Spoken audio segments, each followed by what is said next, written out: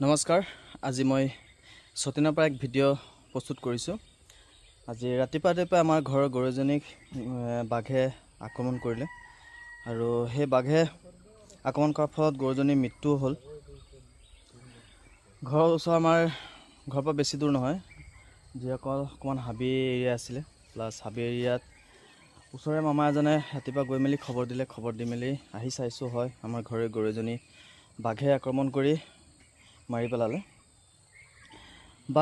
বাঘটো যথেষ্ট ডাঙৰ হ'ব লাগে, কিন্তু মই চাইছোঁ বাঘৰ যিটো চাপ, মানে ভৰিৰ যিটো আছিলে, ভৰিৰ যিটো খোজ, সেই খোজটো যথেষ্ট ডাঙৰ। সেই ফলত দেখিছোঁ ডাঙৰ হ'ব লাগিব। তো সেই বেছি দিন নহয়, এইটো ৰাতিপুৱা সময় হয়।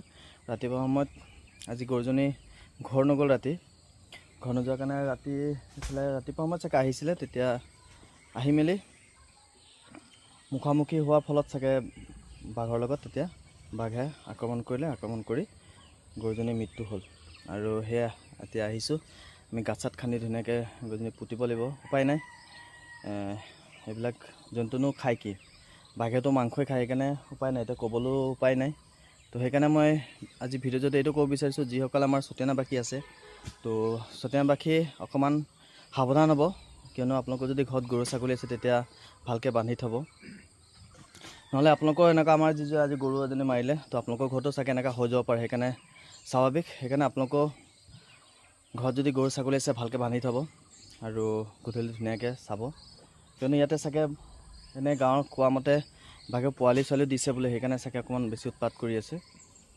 সেইকাৰণে আশা কৰোঁ আমাৰ গোলাঘাট ডিষ্ট্ৰিক্টৰ যি আমাৰ বগীজান চতিয়না পথাৰৰ যি ফৰেষ্ট ডিপাৰ্টমেণ্ট আছে, তেওঁলোকক অনুৰোধ কৰোঁ, যদি মোৰ ভিডিঅ'টো চাইছে তেতিয়াহ'লে আপোনালোকক অকণমান আমাৰ চতিয়ানাবাসীক অকণমান আহি মেলি সাহস এটা দিয়ক। কেনেকুৱা কি কৰিলে কি হ'ব কি নাই, আপোনালোকক অকণমান দিহা পৰামৰ্শ দিয়ক আমাকো, তেতিয়া ভাল লাগিব। সেইকাৰণে আজি ভিডিঅ' বনাইছোঁ, যাতে আপোনালোকে মোৰ আজি ভিডিঅ'টো চাই মেলি যথেষ্ট আপোনালোকেও অলপ সজাগ হ'ব বুলি মই ভাবিছোঁ। সেইকাৰণে আজি ভিডিঅ'টো বনাইছোঁ আৰু মই দেখুৱাম আজি আমাৰ গৰুজনীক কেনেকুৱা মাৰিছে কি নাই কৰিছে। গোটেই পেট চেট ফালি দিছে, এয়া চাওকচোন,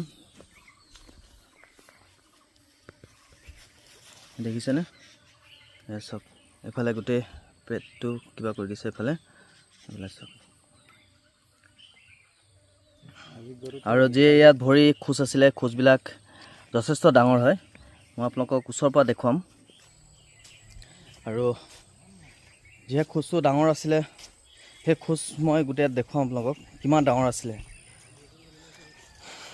আৰু এই বাটেৰে চাগে বাঘটো